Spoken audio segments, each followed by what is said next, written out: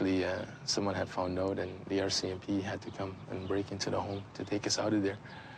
And the doctor told me the next day, or a couple of days later, another hour or so, I would have been dead because of sniffing.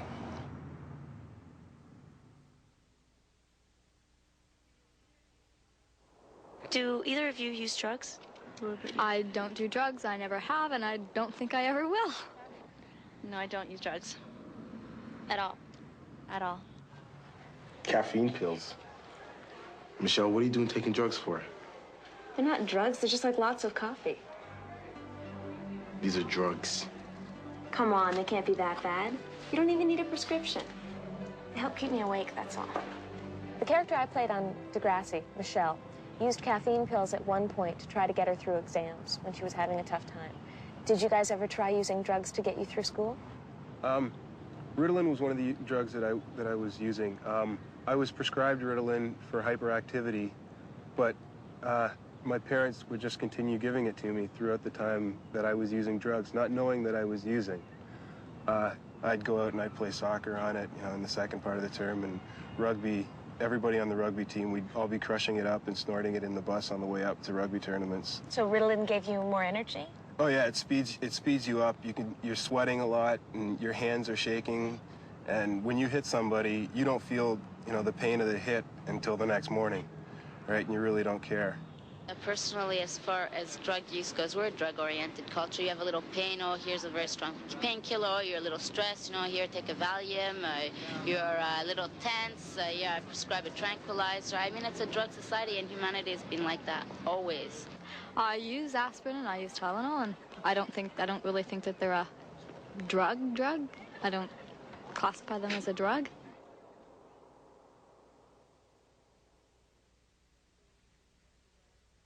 What would you consider to be drugs?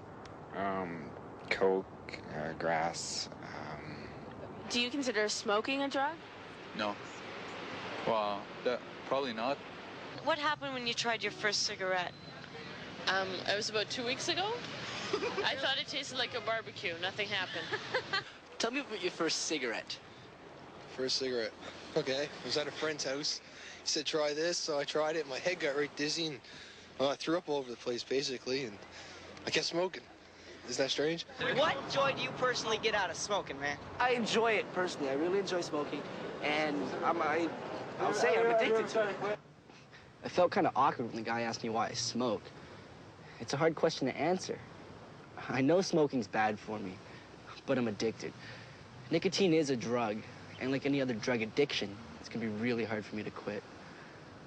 So if you're a non-smoker, it's stupid to start. Trust me.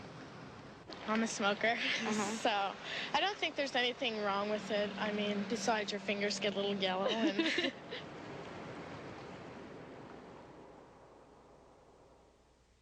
I basically use alcohol more than drugs now, because drugs, I figure it's a waste of money.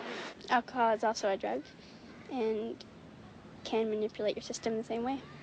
When I first started drinking, I was 10 years old, and it was just a cool thing to do with my friends, and that was on at least once to twice a week basis. I'd been introduced to alcohol very early in my life through my parents, not ever realizing what it was or what it did to me, and when I found out, I thought it was the in thing to do. I think the reason why the alcohol took so long for me to become a problem in my life is because I always figured alcohol was acceptable to society, and drugs isn't acceptable. People think that alcohol isn't a drug, and in my mind it is. When you look at the statistics, alcohol breaks up more families, kills more people each year than drugs do, by far.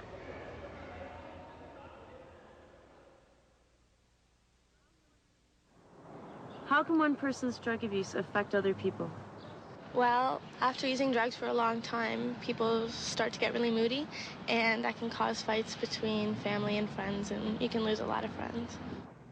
Right now, my brother Jamie just turned 17, but he's been using drugs for 4 years and drinking for 6 years. Some kids feel that when they're using drugs, like, hey, it's my problem, I'm not hurting anybody. How do you feel about that?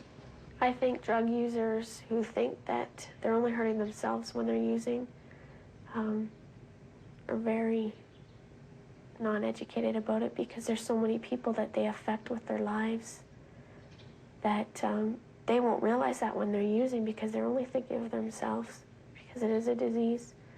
But in my case, when Jamie was using, he didn't think about my parents, he didn't think about me. My mom has been addicted to drugs all her life. She's always been using drugs. And when she was pregnant with me, she was using speed and all the other drugs, heroin and cocaine, but more or less speed. And when she went to the doctor to find out if she was in labor, when she was due, because that was her due date. And the doctor said not for another few weeks. So she went and had shot up speed, and she ended up in labor with me, and I was born an addicted baby. I was in an incubator for quite a few weeks.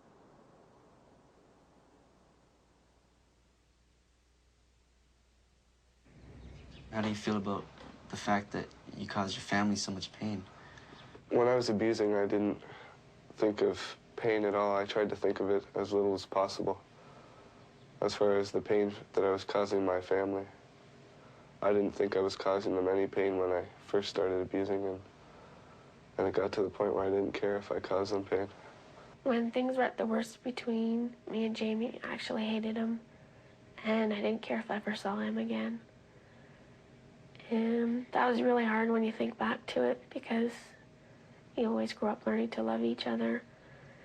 But at the same time, he ripped my family apart, and I hated him for doing that. People use drugs for various reasons. The decision to start can be very simple, but for some, using can dominate their lives.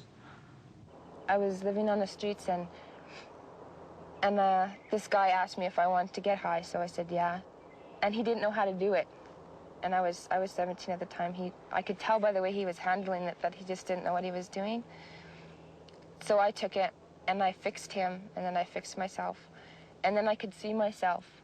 You know, like I could see myself sitting there, and I felt so dirty, and then that made me want to get sick. You know, I was so sick of it. And I was on the plane in 4 hours. I was back at White Horse. And that's when you decided to quit? Yeah, and I haven't fixed since then. I reached a point in my life and point in time in my life where I said, you know, I have no future. I have no past. I have nothing. And there's this girl that, you know, that really does care about me, and you know, and I felt it, and of course I returned that love for her, and I reached a point in my life, I guess, where you know I was just existing. We sat down and we talked about it, and you know, I admitted that I've been using and how long I've been using and what I've been doing, and you know, my mother said, if you want some professional help, you know, we're more than willing to help you. What was it like there at the center? In one word, at the center, it was hell. I heard some stories that were really scary, and I told some stories that were really scary and nuts. You know, you get to realize that you weren't in your right mind at all. You were insane this whole time that it was going on, and it's really scary. Are you clean now? I'm clean as sober, and I feel a lot better about myself now than I ever have.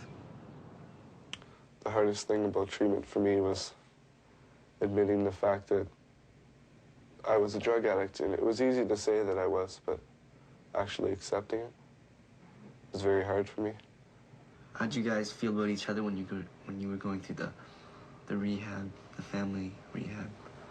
I felt really good. But my sister actually told me she loved me, and then I told her I loved her. It's been the first time in a long time.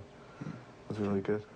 That was hard though, because you're so emotional, because it's like you haven't said it in a long time. When you grow up through your teenagers, you don't go around saying to your brother that you love him, but. And I can see that a lot of the pain has been apologized for, and the stuff that hasn't will be in the future. And I just hope things never get as bad as they used to be. I think she needs a hug. The drug issue is confusing. We all know that the hard stuff is bad for us, but so is the abuse of legal drugs, such as alcohol, nicotine, and prescriptions. We live in a drug culture. But the good news is that fewer teenagers are using illegal drugs today than they did 10 years ago. So we're aware of the issues and we're finding other ways to get high. Excuse me, could you stop for a second? Guys, I just wanted to know if it's okay if I ask you a few questions about what makes you naturally high? Okay. What makes you naturally high? I like the outdoors. I like to get away and go canoeing, fishing, and camping. Oh, we play at the arcade, and we bike ride a lot. And we play Nintendo. Rap and dance mostly with my partner Pisces over here. This is gonna sound corny, but I get really high talking to my mom because she's just hilarious. She's got a really, really great personality, and my family life is pretty cool. Great. We have to stop blaming others. We have to take responsibility for our actions. In the Indian culture, in our culture, we try to implement 4 principles in our lives, and that is to respect, to be honest, to love,